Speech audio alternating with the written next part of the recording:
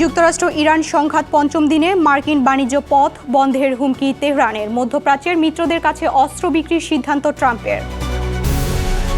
রক্তাক্ত বেলুচিস্তান, বড় হামলার মুখে পাকিস্তান। স্বাধীনতার বার্তা কেবলই গুজব নাকি ভাঙনের পথে দেশটি? ভূমধ্যসাগরে লিবিয়ার উপকূলে নৌকাডুবে এখনও নিখোঁজ অন্তত ৫০ জন, ১০ জন জীবিত উদ্ধার।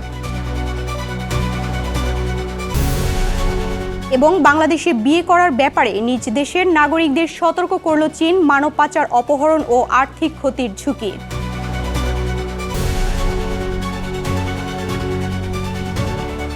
বিশ্বজুড়ে ঘটে যাওয়া দিনের গুরুত্বপূর্ণ ঘটনাবলী নিয়ে আরটিভির নিয়মিত আয়োজন সারাদিনের বিশ্বে। আপনাদের সঙ্গে আছি আমি সুমাইয়া ইসলাম মৌ।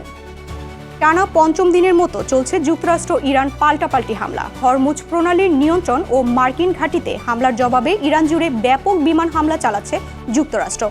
এতে বেসামরিক স্থাপনায় ক্ষয়ক্ষতি সহ গত কয়েকদিনে অন্তত ৩৫ জন নিহত হয়েছে। পাল্টা জবাবে কুয়েত ও জর্ডানের মার্কিন ঘাঁটিতে ড্রোন ক্ষেপণাস্ত্র হামলা চালিয়েছে ইরান। এমন উত্তেজনার মাঝে মধ্যপ্রাচ্যের মিত্রদের কাছে অস্ত্র বিক্রির চূড়ান্ত অনুমোদন দিয়েছে ট্রাম্প প্রশাসন। সামিউল শিহাবের রিপোর্টে বিস্তারিত।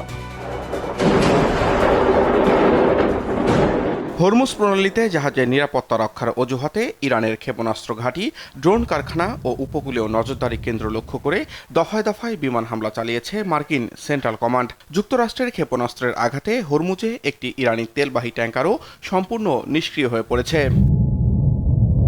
ইরানের গণমাধ্যমের দাবি, দেশটির কৌশলগত গুরুত্বপূর্ণ বন্দর নগরী বন্দর আব্বাস, কেশমদ্বীপ, চাবাহার ও খোরামাবাদ সহ অভ্যন্তরীণ বেশ কয়েকটি শহরে একের পর এক ভয়াবহ বিস্ফোরণ ঘটেছে। স্বাস্থ্য মন্ত্রণালয় জানিয়েছে, যুক্তরাষ্ট্রের এই টানা হামলায় এ পর্যন্ত অন্তত ৩৫ জন নিহত এবং ৩০০ জনেরও বেশি মানুষ আহত হয়েছে। মার্কিন প্রেসিডেন্ট ডোনাল্ড ট্রাম্প কড়া হুঁশিয়ারি দিয়ে বলেছেন, দ্রুত কোনো চুক্তি না হলে ইরানের অভ্যন্তরে হামলার পরিধি আরও বাড়ানো হবে। তবে একই সঙ্গে পর্দার আড়ালে দুই দেশের মধ্যে এক ধরনের প্রচ্ছন্ন সংলাপও চলছে বলে ইঙ্গিত দেন তিনি। অন্যদিকে এই হামলার পাল্টা জবাব দিয়েছে ইরানের Islamic Revolutionary Guard Corps IRGC। তারা কুয়েতের আলী আল সালেম এবং জর্ডানের আজরাক মার্কিন বিমান ঘাঁটিতে ঝাঁকে ঝাঁকে ড্রোন ও ক্ষেপণাস্ত্র হামলা চালিয়েছে। এদিকে হরমুজ প্রণালী বন্ধ রাখার পাশাপাশি এবার অঞ্চলটিতে মার্কিন তেল ও গ্যাস রপ্তানি বাণিজ্য পথ বন্ধের হুমকি দিয়েছে তেহরান। এতে টানা 4 দিন ধরে আন্তর্জাতিক বাজারে লাফিয়ে বাড়ছে তেলের দাম। এই সংকটের মধ্যেই সৌদি আরব ও কুয়েতের কাছে প্রায় $2.5 বিলিয়ন সমরাস্ত্র ও সামরিক সহায়তা বিক্রির চূড়ান্ত অনুমোদন দিয়েছে মার্কিন প্রশাসন। সামিউল শিহাব, RTV। পাকিস্তানের বেলুচিস্তানে আবারও বড় সহিংসতা। বিচ্ছিন্নতাবাদী বেলুচ লিবারেশন আর্মি BLA এর হামলায় নিহত হচ্ছেন অনেক সেনা ও পুলিশ। সামাজিক মাধ্যমে ছড়িয়ে পড়ছে বেলুচিস্তান স্বাধীন হয়ে গেছে। পাকিস্তান কি সত্যি ভেঙে যাচ্ছে? বিস্তারিত আজহার স্বপ্নিলের রিপোর্টে। বেলুচিস্তানের পুলিশ ও সামরিক বাহিনীর উপর একের পর এক হামলা চালাচ্ছে স্বাধীনতাকামীরা। বেলুচিস্তান লিবারেশন আর্মি BLA এর প্রাণঘাতী তৎপরতায় নিহত হয়েছেন বহু নিরাপত্তা কর্মী। জবাবে ওই অঞ্চলে বড় ধরনের যৌথ সামরিক অভিযান শুরু করেছে পাকিস্তান সেনাবাহিনী। তবে সহিংসতার মধ্যে সামাজিক মাধ্যমে শোরগোল উঠেছে বেলুচিস্তানের স্বাধীনতা ঘোষণা নিয়ে। যদিও আন্তর্জাতিক গণমাধ্যম বলছে, BLA স্বাধীনতা দাবি করলেও তারা কোনো অঞ্চলের স্থায়ী নিয়ন্ত্রণ নিতে পারেনি। কোয়েটার প্রাদেশিক সরকার ও প্রশাসন এখনও কার্যকর রয়েছে। কিন্তু কেন এই আন্দোলন? বেলুচিস্তানের প্রচুর গ্যাস, কয়লা ও সোনার মজুদ আছে। গদর বন্দরও এখানে। বেলুচদের অভিযোগ, তাদের সম্পদ লুট হচ্ছে, অথচ স্থানীয় মানুষ শিক্ষা ও স্বাস্থ্য সেবা থেকে পিছিয়ে। এছাড়া বৈষম্য ও মানবাধিকার লঙ্ঘনের অভিযোগে সাধারণ মানুষের ক্ষোভও চরমে। অন্যদিকে গদর বন্দরে চীনের বিপুল বিনিয়োগও এই অসন্তোষকে আরও উস্কে দিচ্ছে। তবে বিশ্লেষকরা বলছেন, শুধু সামরিক শক্তি দিয়ে এই সংকট দূর করা সম্ভব নয়। পাকিস্তান সরকার যদি বেলুচ জনগণের রাজনৈতিক অধিকার ও সম্পদের ন্যায্য অংশ নিশ্চিত করতে না পারে, তবে এই স্বাধীনতা আন্দোলন ভবিষ্যতে আরও জোরদার রূপ নিতে পারে। সব মিলিয়ে বেলুচিস্তানের এই স্বাধীন রাষ্ট্র গড়ার ডাক পাকিস্তানের ভূ-রাজনৈতিক অস্তিত্ব, আঞ্চলিক আধিপত্য ও অর্থনৈতিক ভবিষ্যতের জন্য এখন সবচেয়ে বড় পরীক্ষা। আজহার স্বপ্নিল, RTV। ভূমধ্যসাগরে লিবিয়ার উপকূলে অভিবাসন প্রত্যাশীদের বহনকারী একটি নৌকা ডুবে অন্তত 50 জন নিখোঁজ হয়েছে। নৌকাটিতে মোট 60 জন যাত্রী ছিল বলে জানিয়েছে দেশটির উপকূলরক্ষী বাহিনী।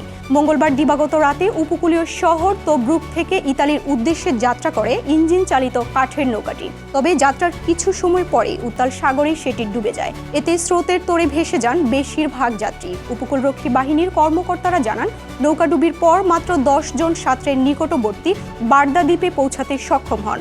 পরে উদ্ধারকারী দল তাদের নিরাপদে উদ্ধার করে। সাম্প্রতিক সময়ে লিবিয়ার উপকূল থেকে ইউরোপমুখী অভিবাসন প্রত্যাশীদের নৌযাত্রার একের পর এক দুর্ঘটনা ঘটছে।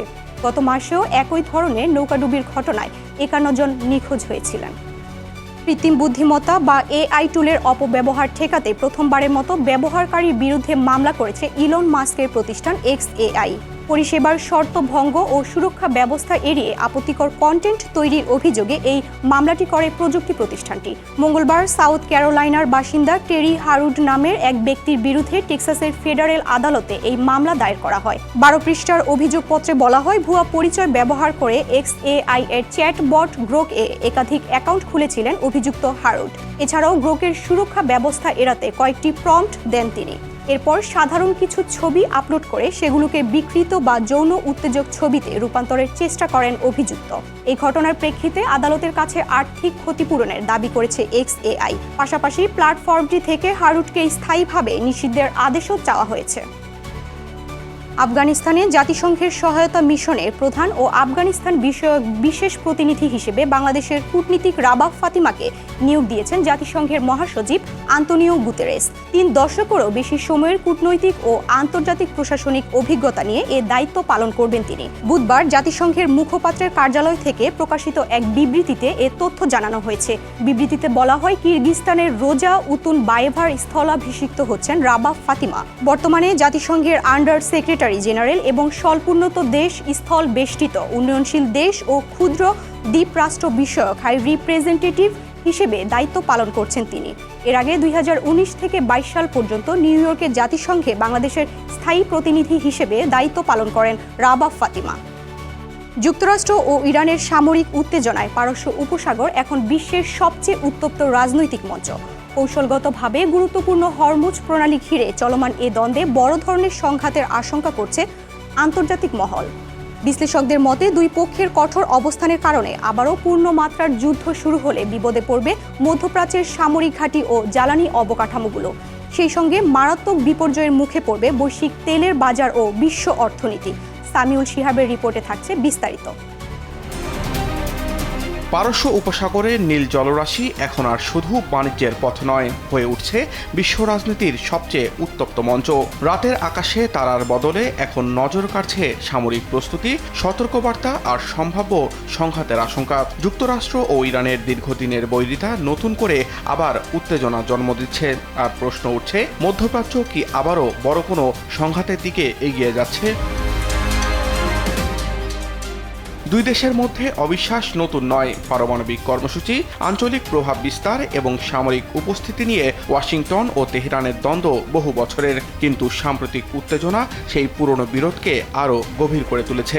একদিকে যুক্তরাষ্ট্র তার মিত্রদের নিরাপত্তার কথা বলছে, অন্যদিকে ইরানও জানিয়ে দিচ্ছে কোনো হামলা হলে তারা কঠোর প্রতিক্রিয়া জানাতে প্রস্তুত। বিশ্লেষকদের মতে, যুক্তরাষ্ট্র ও ইরানের মধ্যে সরাসরি সংঘাত তৈরি হলে এর প্রভাব শুধু দুটি দেশের মধ্যে সীমাবদ্ধ থাকে না। মধ্যপ্রাচ্যে ছড়িয়ে থাকা সামরিক ঘাঁটি, গুরুত্বপূর্ণ নৌপথ এবং জ্বালানি অবকাঠামো বড় ঝুঁকির মুখে পড়ে। বিশেষ করে হরমুজ প্রণালী ঘিরে যে কোনো অস্থিতিশীলতা বিশ্ব অর্থনীতি ও তেলের বাজারে বড় ধরনের চাপ তৈরি করতে পারে। অতীতের অভিজ্ঞতা বলছে, মধ্যপ্রাচ্যের কোনো সংকট সহজে একটি নির্দিষ্ট সীমার মধ্যে আটকে থাকে না। ইরাক, সিরিয়া ও ইয়েমেনের মতো সংঘাতপূর্ণ এলাকাগুলোতে বড় শক্তিগুলোর প্রতিদ্বন্দ্বিতার প্রভাব ইতিমধ্যেই দেখা গেছে। তাই যুক্তরাষ্ট্র ও ইরানের বর্তমান উত্তেজনা নিয়ে উদ্বেগ বাড়ছে আন্তর্জাতিক মহলে। কূটনৈতিক মহলের মতে, সামরিক শক্তি প্রদর্শনের বদলে আলোচনার পথই হতে পারে সংকট সমাধানের সবচেয়ে কার্যকর উপায়। কারণ যুদ্ধ শুরু করা সহজ হলেও এর পরিণতি নিয়ন্ত্রণ করা অত্যন্ত কঠিন। একটি ভুল সিদ্ধান্ত পুরো অঞ্চলের নিরাপত্তা ব্যবস্থাকে করে তুলতে পারে অস্থিতিশীল। তেহরান বলছে দেশের নিরাপত্তা ও সার্বভৌমত্ব রক্ষায় তারা প্রস্তুত। অন্যদিকে ওয়াশিংটনেও জানিয়ে আসছে আঞ্চলিক স্থিতিশীলতা ও মিত্রদের সুরক্ষায় তারা প্রয়োজনীয় পদক্ষেপ নেবে। দুই পক্ষের এমন কঠোর অবস্থানই বাড়িয়ে তুলছে সংঘাতের আশঙ্কা। পারস্য উপসাগরের দিকে এখন তাকিয়ে পুরো বিশ্ব। প্রশ্ন একটাই, কূটনীতি কি উত্তেজনার আগুন নিয়ন্ত্রণে আনতে পারবে, নাকি ছোট কোনো ভুল হিসাবই ডেকে আনবে বড় কোনো বিপর্যয়? কারণ মধ্যপ্রাচ্যের ইতিহাস বারবার দেখিয়েছে একটি ছোট স্ফুলিঙ্গ কখনো কখনো পরিণত হতে পারে ভয়াবহ অগ্নিকাণ্ডে। সামিউল শিহাব, RTV। পর্যটকদের জন্য 5 বছর মেয়াদী মাল্টিপল এন্ট্রি ভিসা চালুর ঘোষণা দিয়েছে সংযুক্ত আরব আমিরাত। দুবাইয়ের general directorate for residency and foreigners affairs জানিয়েছে, এই ভিসার আওতায় পর্যটকরা কোনো স্পন্সর বা হোস্ট ছাড়াই দুবাই সহ আরব আমিরাতে একাধিকবার যাতায়াত করতে পারবেন। একই সঙ্গে নতুন এই ভিসার মাধ্যমে প্রতিবার প্রবেশের পর 90 দিন পর্যন্ত দেশটিতে অবস্থান করতে পারবেন ভ্রমণকারীরা। প্রয়োজনে এই মেয়াদ আরও 90 দিন বাড়ানো যাবে, তবে শর্ত অনুযায়ী 1 বছরের মোট অবস্থানের সময়কাল 180 দিনের বেশি হতে পারবে না। এই ভিসা বিশ্বের যে কোনো দেশের নাগরিকদের জন্য উন্মুক্ত বলেও জানিয়েছে GDRFA। ভারতীয় পাটের চেয়ে বাংলাদেশের পাটের গুণগত মান উন্নত বলে মন্তব্য করেছেন ভারতের কৃষি ও কৃষক কল্যাণমন্ত্রী শিবরাজ সিং চৌহান। পশ্চিমবঙ্গে এক অনুষ্ঠানে তিনি বলেন, বাংলাদেশের স্রোতযুক্ত পানিতে পাট পচানোর কারণে এর মান ভালো হয়। এর আগে পশ্চিমবঙ্গের একটি পাট গবেষণা প্রতিষ্ঠান পরিদর্শন করেন তিনি। এ সময় কৃষকদের সঙ্গে কথা বলে পাটের ন্যায্য মূল্য নিশ্চিতের আশ্বাস দেন ভারতীয় এই মন্ত্রী। বিশেষজ্ঞদের মতে বাংলাদেশের মাটি, আবহাওয়া ও পাট প্রক্রিয়াজাতকরণ পদ্ধতির কারণে দেশের পাট বিশ্ববাজারে উন্নত মানের হিসেবে পরিচিত। এদিকে দুই দেশের মধ্যে পাট বাণিজ্যে বিভিন্ন জটিলতাও রয়েছে। বাংলাদেশে বিয়ে করার ক্ষেত্রে নিজ দেশের নাগরিকদের সতর্ক করেছে চীন। ঢাকায় চীনা দূতাবাস জানিয়েছে, প্রতারণার মাধ্যমে বাংলাদেশিদের বিয়ে করলে মানব পাচারের অভিযোগে গ্রেপ্তার হতে পারেন চীনা নাগরিকরা। এক সতর্ক বার্তায় দূতাবাস বলেছে, অনলাইন ম্যাচ মেকিং সংস্থা বা দালালের মাধ্যমে বিয়ের প্রস্তাবে বিশ্বাস না করতে। সাম্প্রতিক সময়ে চীনা নাগরিকদের সঙ্গে বাংলাদেশিদের বিয়ের ঘটনা বাড়তে থাকায় এর সতর্কতা দেওয়া হয়েছে। দূতাবাস আরও জানায়, প্রতারণামূলক বিয়ের মাধ্যমে রয়েছে মানব পাচার, অপহরণ, হুমকি ও আর্থিক ক্ষতির ঝুঁকি। এমন পরিস্থিতির শিকার হলে স্থানীয় পুলিশকে জানানোর আহ্বান জানিয়েছে চীন। আর এরই সাথে শেষ করছি সারাদিনের বিশ্ব। RTVর সাথে সংযুক্ত থাকুন, মতামত জানান RTVর সামাজিক যোগাযোগ মাধ্যমগুলোতে।